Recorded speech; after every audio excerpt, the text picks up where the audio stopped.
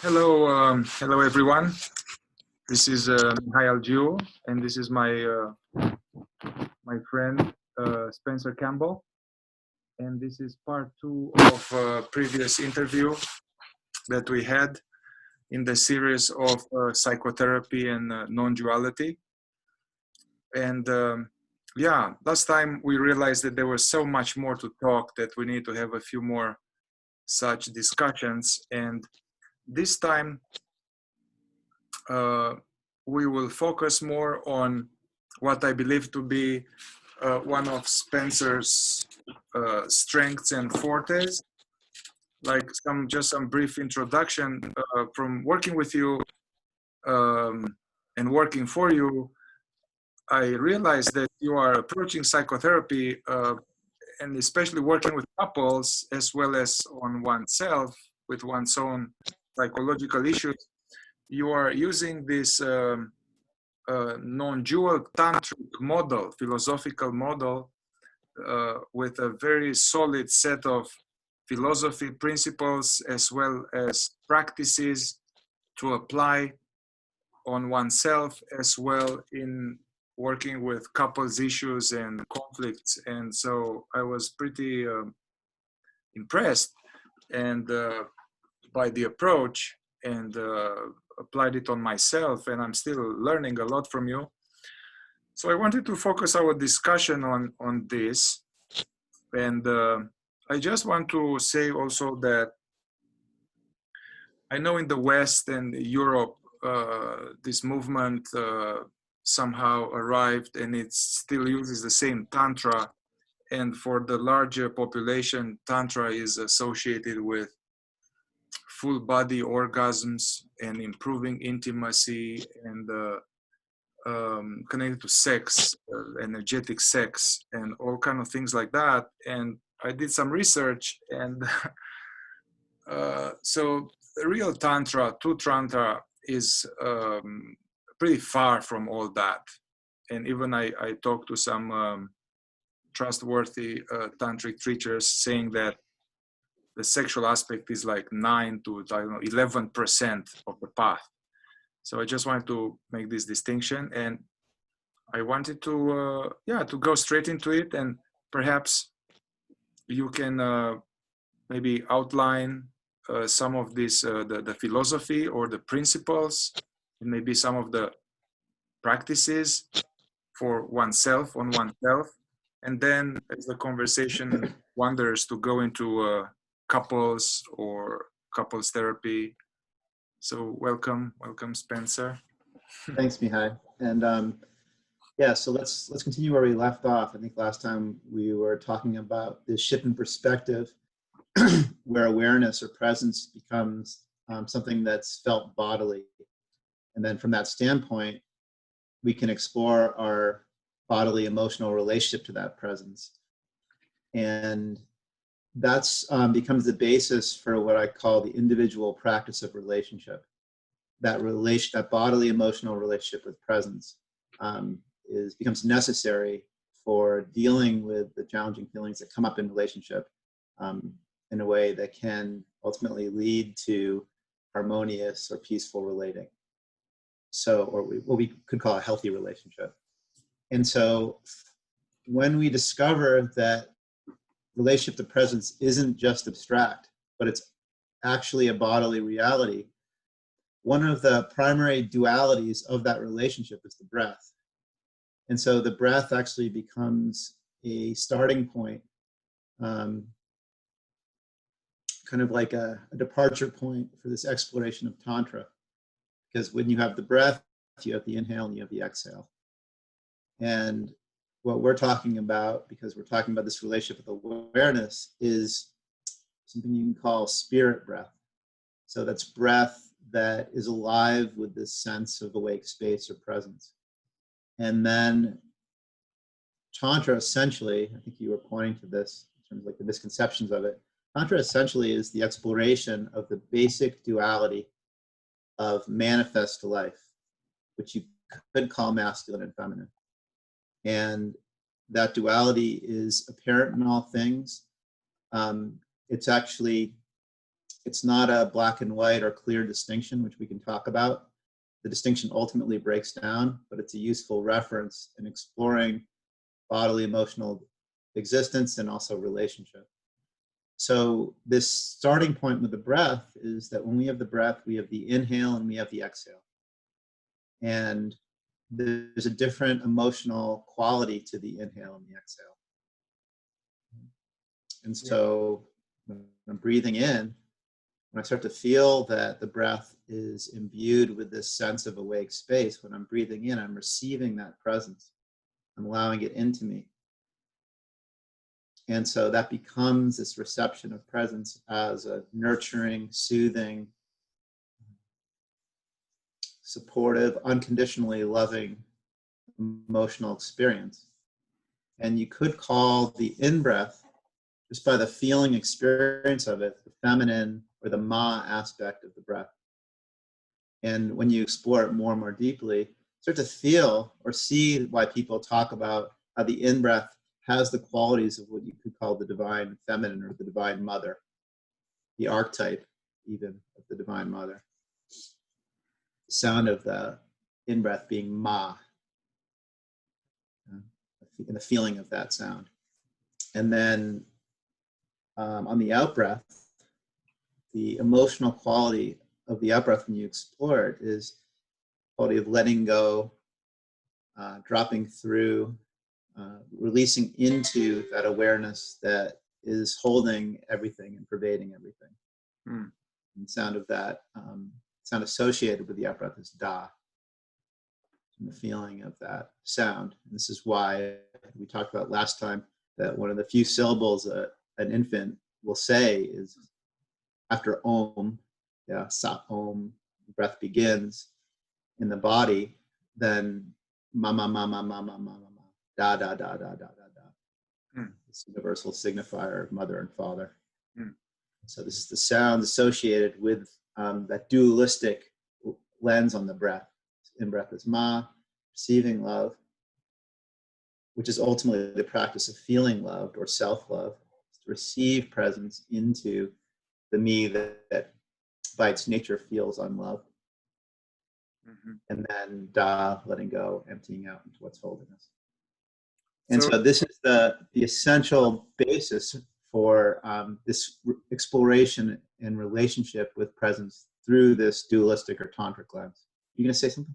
Yeah, I wanted to. I already just to slow it down and to.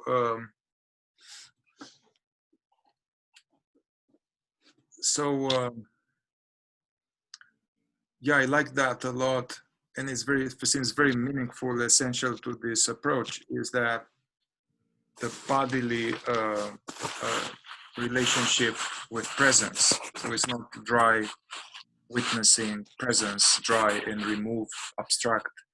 So there's a relationship between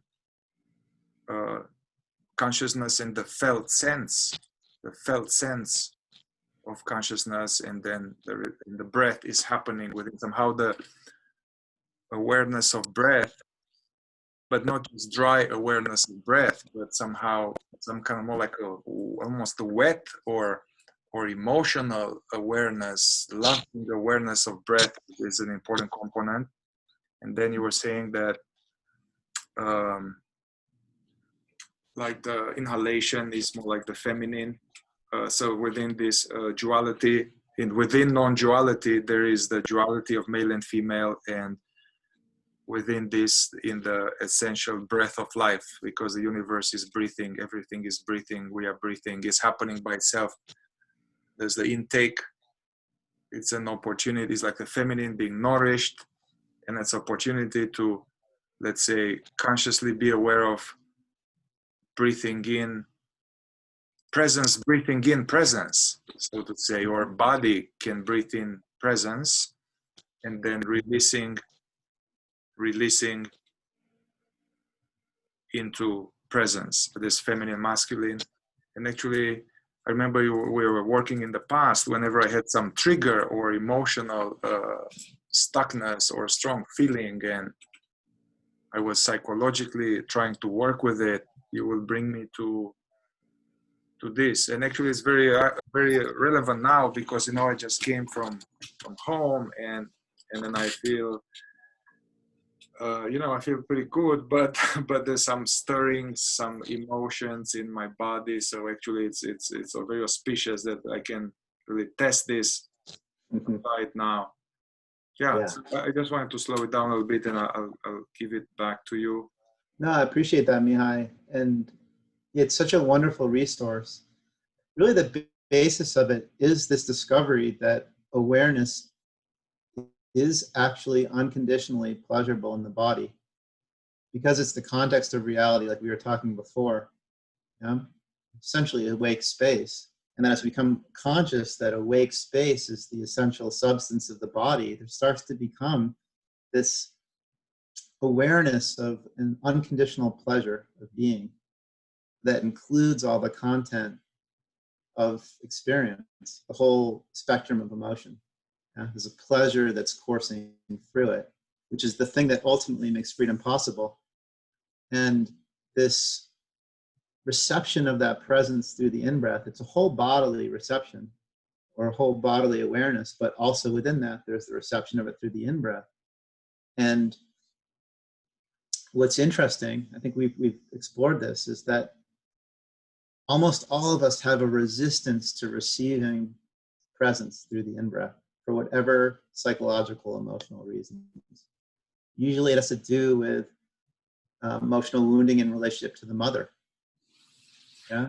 And so we discover that it's not safe to receive presence because when I did that, when I was an infant, wide open, wide-eyed, innocent, the other wasn't present with me or was not being responsible with their emotions. And so there was a hurt that became apparent. And so to cut off from that, I also cut off from presence at the same time. And so most of us are conditioned to have a restriction on the reception of that presence through the in-breath. And that's how it becomes, how the breath becomes this living conversation with awareness that, like you said, is not abstract, it's concrete, it's real. Once I discover that presence is a living reality, once I learn how to sense it by this unique use of attention. Yeah. So, yeah. So, Practically, you know, since that there's some, let's say as I said, there's some slight stirrings and all that. So I'm coming to you and say, I already know, verified that what I really am is this aware space. Yeah, I verified that I am presence, and then the thoughts and feelings, sensation arise in presence, and now there's some trigger, something happened with the feminine, and so I'm aware of tightness in my chest and some a little more fire. So how would you let's can you walk me through it? And actually this could be a great modeling for people listening, you know, to really the rubber meets the road. Yeah, great, Mihai. Thanks for bringing that so we can work with it. It's that makes it more practical and obvious. So what we're doing, you could say, is a certain quality of advanced practice, because to do what we're going to do, there has to be a sense of awareness, a bodily sense of awareness, to begin to engage in the relationship with it. And that's usually the first step in the practice, is discovering that. But so you have this, and so now we can take me as if I don't have that, as if it's some regular client and is there. It's like, Spencer, wow, this happened. I'm like, I'm angry. I don't know what I'm feeling. I can't sit. You know, just let's imagine I'm like, you know. Yeah. Okay. So great. So this first step, and this can take one session. It can take a year. Yeah. You never know. It's always a mystery how that unfolds with somebody. But so the shift in perspective, what they call in Zen resting in objectless awareness. Mm-hmm. Really, if we practically look at it, we can see attention as like the mechanism of a camera, the aperture of a camera. And that we can learn to allow that. We could say the state of separateness or feeling avoidance and resistance is a state of contracted attention, which because the observer affects what it observes, solidifies what it's watching or feeling. This is very relevant with regard to emotion, right? So you feel these things right now in your body, and you can see that if you can contract attention to focus on it, it actually serves to solidify the feeling and in a certain way sustain it and make it more painful. Yeah, feel it more stronger. Yeah. More burning, more localized. Yes. And this can be a very challenging shift because when there's an uncomfortable feeling, it seems to call for our attention. Like it's almost inviting us to contract on it so we can try to fix it. And we're supported in doing this conventionally, usually by our parental experiences or just what we learn in relationship to the collective. And so what we're doing is something that's about a 180-degree shift from that, where instead of heeding that call of that uncomfortable feeling, contracting attention to try to do it or even to try to accept it, we're actually risking, initially, often feels like a risk, letting attention relax open. Yeah? And then part of that is sensing what you could say is the space in the room.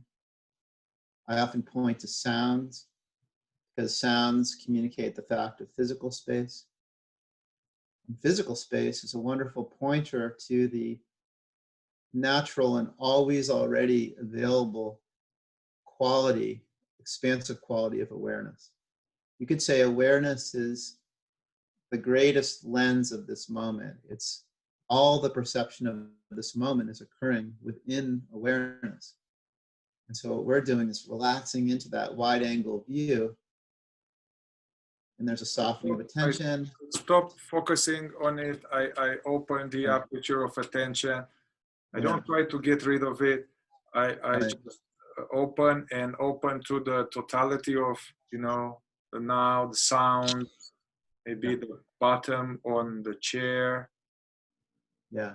And the shift, Mihai, that I think can be most elusive for people is this shift from attending to the objects of awareness, even sounds, or anything that we're using as a pointer to awareness, to shifting from that to releasing attention from all objects and just resting in a state of released attention or open attention. So not being focused on any content like thoughts, feelings, sensations, but more like notice the spaciousness, unfocused, global kind of alertness. Yes. Agenda. And that can be unnerving to the me that's conditioned to remain with contracted attention. That's how it knows itself. And that's partly how it knows itself is by the struggle with the contents of awareness. So shifting out of that's what I call it a risk sometimes, because we don't know yet that it's safe to let go. And what we're really talking about is the mechanics of letting go or of surrender. We're breaking it down almost into a mechanical act.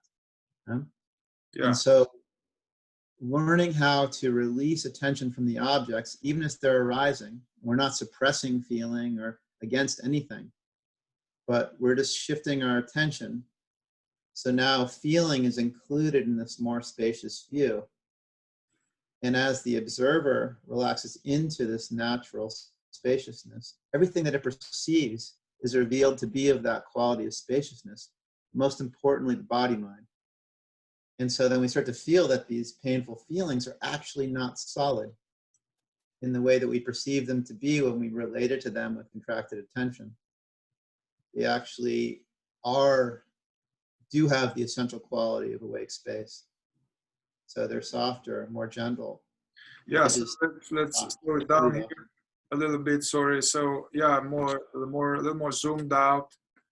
And I mean, I do have the training to not resist the feeling, and it's like took long time because I always wanted to manage, to get rid of it, to calm myself down, or so let's say I can be that, do that, and the sensation is still there. It's more pulsating. It's more like, now what? Well, so if we continue from this, we see this difference between me trying to deal with the feelings versus releasing into presence or awareness and letting presence deal with the feelings. And so the growing understanding is that presence is able to accept and allow all feeling in a way that the me could never do. Yeah. Actually, it was always unfair to ask the me to do that. Yeah. Because also it doesn't exist, I mean, they say, right? Right. Yeah, and the me is essentially a contraction in resistance to feeling. And so it is itself at the root, the avoidance of feeling. And so to ask that one to be able to accept or allow these core feelings is complete impossibility. And so what we discover is that when we release attention and find this relationship with presence, presence is able to allow the feelings. Presence soothes the feelings. And so it becomes a completely different relationship to feeling itself. Yeah, it's interesting. It's like really dissipating. It's more like a heat that is like a little blanket, like in the jacuzzi. Yeah. Then some heat in the here, and yeah. Interesting what you said too. My teacher Francis Lucille, who has some little bit of that, he says, surrender the feelings and sensations to God's repair shop, which is Right. welcoming, spacious, aware space. Yeah, that's so true. And I think anyone that's truly doing what you could call transpersonal psychotherapy is essentially teaching this shift in who's doing the practice. And what we come into is an intelligent dependence on presence to deal with our feelings rather than ourselves and our separateness struggling with our feelings.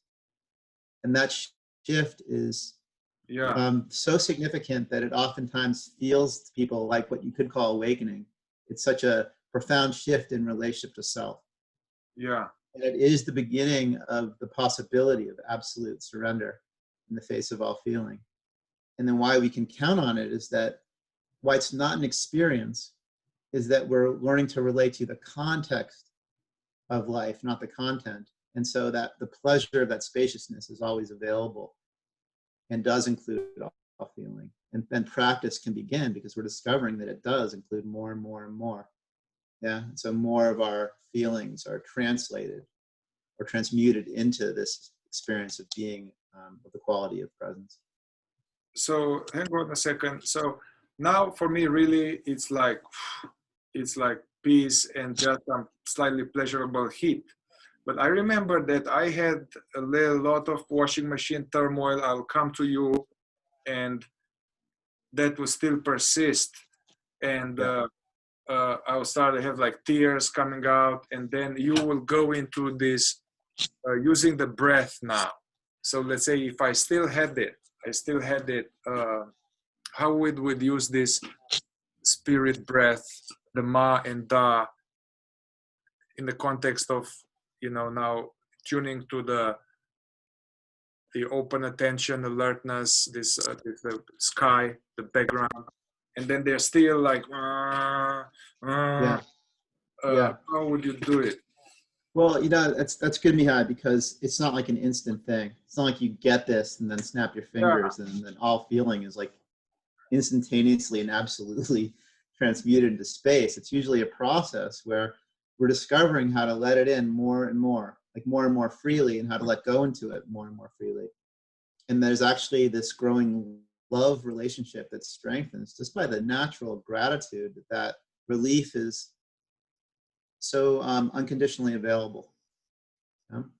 But yeah, sometimes a feeling we can't discuss, we don't know yet how to let presence into certain core feelings. So sometimes it kind of envelops it, smooths it a little bit, starts to permeate it. That can be a process of dissolution. But like any practice also, we can use it in resistance to our feelings. And so then it's going to have a limited impact also. So part of what dissolves is the me that's trying to adopt any practice to get rid of feelings. Yeah, so I'm not... An essential part of the process is the failure of that. Go ahead. I'm trying now to do some special breathing thing in order to make it go away. That's all we are doing here. Yeah. Yeah.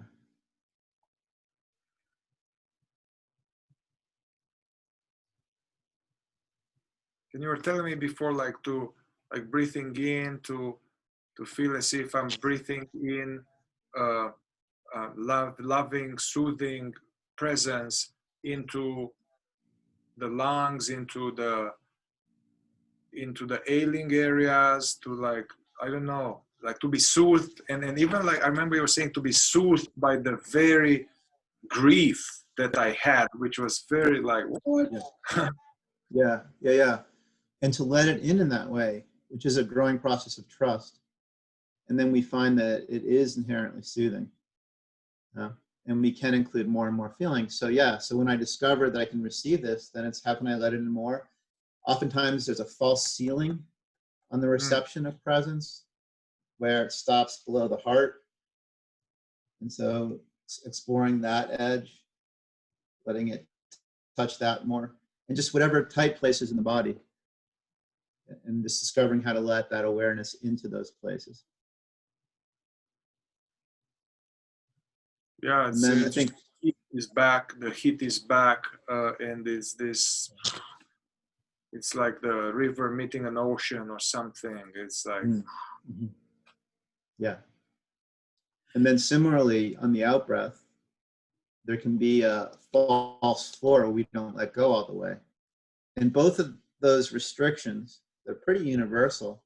Usually have this belief: if I let presence in, I'll be hurt. If I let go all the way, something bad's going to happen. And so this becomes a very real bodily and emotional exploration of that trusting relationship with presence, that it is safe to let it in, and it is safe to let go into it. And that becomes the Tantra of breath, the tantric exploration of breath. And then relational practice builds on that foundation. So all of the relational games that we would do comes from that essential relationship with the living presence, full bodily and via the breath. Yeah. So all these dangers from the past due to wounding and habits of contraction, like being open to love, being open to nourishment is not safe. Therefore, being open to the feminine aspect of being, like the feelings, welcoming feelings, the ego, the me is not safe. And then also to release, to let go, to release, it's also not safe. From the point of view of our, adaptive patterns and stuff. Yeah, right, exactly. Yeah, so actually this spirit breath is welcoming this. It's actually also welcoming the inner for male, the inner feminine, what you talked before, this frontal line where we the feeling body and all the feelings. If we take out the story, usually people have, oh, I feel like you don't respect me, I feel this, but they are thoughts. If you dispel the story, you stay with the actual experience in the body, this vulnerable, tender, it's here, huh? Yeah. So it's even called the frontal line. Yeah, the feeling aspect, frontal line. We can talk more about that when we go into kind of how that duality exists in the physical body.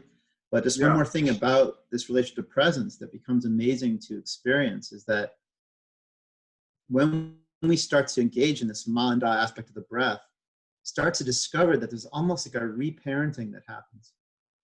As I learn to receive presence more and more freely in the in-breath, it starts to feel almost like a remothering. So I'm like mothered in relationship to the divine feminine, or to the archetype of the feminine. And then also in the out-breath, this relationship to the presence that underlies and penetrates everything, it can be a refathering. When I learn that I can let go into that, and it's holding me, and that it loves me. Because we usually project onto the father a sense of criticism or rejection or absence. And so this reparenting becomes essential for what I would call basic happiness. And there's some evidence of this in religious traditions. So in Christianity, when Christ says, I'm one with the Father, the fairy tale version of that is I'm one with some guy on the clouds, but if we see it as metaphor, I'm one with the source of me, the giver of life, the thing that when I let go into it, it's holding me. And so when he, from that statement, we know he's not talking about his biological father. And so that becomes something that becomes apparent. And then that becomes, in a certain way, the true possibility of what we could call self-esteem or ego strength, the sense of feeling loved or being reparented. Yeah, it's interesting. It reminds me, and if we can talk just a little bit more about the release and the Da aspect, because I have, like, very common with female clients, like deep missing of the masculine for some reason, left, abandoned, not there, never been there. The woman is always seeking in the male, and then also this collapsed sense of, even if they are excellent and wonderful and excellent at what they're doing, there's a deep down that I don't have it, lack of confidence and like collapse. So how would that, the Da aspect of the breath, so how would you, can you speak just a bit more about that? I got it, the Ma, the letting in nourishment and all that, and a little bit more about the Da, the release and the, Yeah, so let's explore that. So with the exhale, even just doing it now, right? And always with Tantra, it's the least amount of tension, most amount of feeling awareness. And that's even in the breath. So I'm not forcefully breathing myself, but I'm just releasing any unnecessary tension and feeling how, in a certain way, I'm being breathed, like my heart's being beat. I'm participating with the breath. And then on the out breath, just letting go, emptying out. And then what's it like to rest at the bottom of the breath? And to just relax into the stillness there until the in-breath naturally comes. And it can be feels a little emotional. Yeah. There's a deep stillness there. That's this essential aspect of our true nature. And then to let go into that. What's it like to let go into it more? You can feel it as you do that. You can feel it pervading everything. And this is as we can talk later, this is the paradox of the masculine aspect, is that what's penetrating is unmoving. So it's not penetrating through from contraction. It's the stillness itself. And so this discovery of the true masculine is this discovery of that stillness as our true nature, and then to give our love or presence from that. So we're essentially giving that stillness or that presence. So the breath is happening, the movement of the breathing is happening within this background of stillness, of space, unaffected. Yes. And the feelings, all these, they are just like the clouds appear in the sky metaphor. Yeah.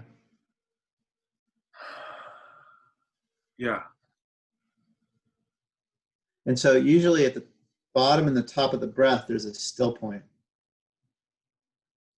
Right? That Om part where it's what's spacious and unmoving is at both ends of the breath. And so it's very powerful to discover a growing relationship with that. It's interesting, my teacher was speaking from this Kashmir Shaivism, which is connected to Tantric, is the using awareness of breathing, but to become sensitive to notice the two intervals. So this was called the yoga of the interval, noticing the interval, as you said, between the two breaks in the movement. They reveal background of stillness somehow. It's like a pointer to that. Yeah, and this is where the duality breaks down, which is so fascinating. Because you start to see that there's such an intimate relationship between Ma and Da through our direct experience. You can't even really separate them. The more stillness I have, more space I'm in relation to, the more I can feel. The more I can feel, the more space I have. And so these things are interdependent. and inform each other. And it's really just one thing. Yeah. And we can get into it more. There is a ma aspect to the out breath, and there's a da aspect to the in breath. And this is how the duality breaks apart ultimately. And then we can talk about that in even the physical body, right? Yeah. So you could say one demonstration of this essential duality of life is in just the fact that 99.9% of human bodies look like male or female. And this is independent of gender identity or sexual identity, just the physical body. Yeah. But, you know, even like, I don't know what percentage of humanity is hermaphroditic, but, you know, that shows also that that duality is not a clear distinction, even in those, you know, rare examples where it's manifest physically, but still pointing to the fact that the duality ultimately isn't a black and white or fixed distinction. And so to discuss that Tantra in the physical body, we can talk about as we wear the frontal line, or the ma aspect, which is our relational or feeling aspect, so that we like face people with our front, we hug people like this, not like that. Yeah. This is our ma aspect. And then the da aspect, you could say, is the spine. It kind of gives support to the physical body, gives direction of attention, kind of comes around and protects with the ribs. It's kind of squishy relational aspects of the physical body. And so there's an interplay. The skeleton, the mind. Yeah. And then you could even look, it's in your arm. So if you just perceive your physical arm, it's one thing, but then from this duality, say the da aspect is the bone that gives the structure of the arm, support and direction. And the ma aspect is the flesh that wraps around the bone and takes the shape of it and gives all the feeling information, relational information. Yeah. So then that duality is in the arm. Or you could, to look at how it breaks down, you can say the spine, right, is the da aspect, like what we're saying. And the spine is built on these round discs that are essentially hollow, which is a ma quality. So even in the da aspect of the physical body, it's built on the stacks of ma aspect. So it becomes like almost like a fractal pattern that where the duality breaks down, even though, you know, we're engaging in the duality, because to talk about and explore its natural functioning can be helpful, and particularly in relationship. So even with like the tower is like the Tao, out of which comes the two, out of which comes everything. Yeah. You know? Yeah. And I was having this thing like it's important for the body to be sensitive. You know, it's important for the flesh to be sensitive, to feel. Otherwise, we would damage ourselves without knowing. And the same psycho-emotionally, it's important, relevant to feel, you know, even if it's painful. So much. Yeah. This is when you really look at it, right? How would you say what aspect of the arm is more important? The bone or the feeling aspect? But we're coming out of what in Hindu cosmology they call a yuga. You know, it's 46,000 year time that has been dominated by masculine unconsciousness, which is actually an anti-feeling stance. Right? I'm against the feeling aspect of my arm. And then we can explore more of why that's true, but it really comes down to, I don't want to know how things feel. There's such a reflection of how I'm relating in the feeling I get back from the world. Yeah, and this is evident in relating, in ma da relating, where ma is actually the function of ma is to show how it feels, how things feel. Like my arm, the ma aspect of my arm is showing me how things feel. But you know, if I put it on a hot stove, it's gonna like yell at me. Like, ouch, that hurts. Imagine if I was like, well, what's wrong with you? You know, worst case scenario, crazy bitch is like yelling at me. Even though it's like giving essential information. And so the obvious function is to receive the feeling aspect of the arm, but then what we're moving into is a restoration of the importance of the feeling aspect of being, restoring it to its properly empowered place. Which is to receive how things feel, essentially. And it's interesting, like all these male messages from this patriarchal conditioning. And I remember, I think I mentioned to you that my my mother told me that when my father was a kid, somebody told him, as a coach said, hey, should never let your mask down. Always need to be strong. Never let them know how you feel, you know? And then, so Yeah. this is like supposed to be a quality in the unconscious masculine, you know? Yeah. And I remember that actually I have now these things, this like triggers, but last night the feminine was telling me, hey, how can you do this? I'm disappointed with you. I'm upset with you. This is not okay. And I was feeling this, and I was feeling some not feeling anymore. I was feeling some kind of coldness, I knew it's not real coldness, not real peace. There was something was protective, you know, That's right. from That's right. from shame, from sadness. Yeah, it's interesting. A great example, Mihai, and it just really points to why people have an adverse relationship to feeling. If they don't want to feel bad about themselves, they don't want to get that reflection that they're doing something wrong. And so then the feeling aspect is suppressed, cut off from, dissociated from, which has actually informed spirituality for, you know, the last many thousand years. A certain kind of aversion to feeling, try to suppress it, try to transcend out of it, but don't want to actually feel how things feel. But what we're exploring is, part of what we're exploring is what it means to feel or how to feel. And what we're learning is that we can be with feeling by feeling expansively or feeling spaciously, which gives us a new possibility for receiving the feeling aspect of being. Yeah. Wow. Very so maybe we can talk about how that comes into play in relationship. Yeah. Let's talk about that. And I'm aware that, you know, I mean, we'll still have some time, but maybe we'll still have to do a third one, focusing more on relationship. Right. But I'm glad we got the principles and the internal principles, and then let's go some more. Yeah. Yes. So maybe we can just point to it and then cover it more next time. But so again, we're assuming that both manda aspects are in everything and everyone. And I'm just taking, and this is the spectrum of it is in all people and all relationships. So there is no limitation on the nature of the relationship, whether it's sexual identity or gender identity or any of it. These principles are still functioning all the time in whatever their ratio or combination is. But we'll just generally talk about this relationship between stillness and feeling. Yeah. And I think we can maybe just point to the basics, what we could call the practice of Tantra and the male and female yogas, the tantric practice.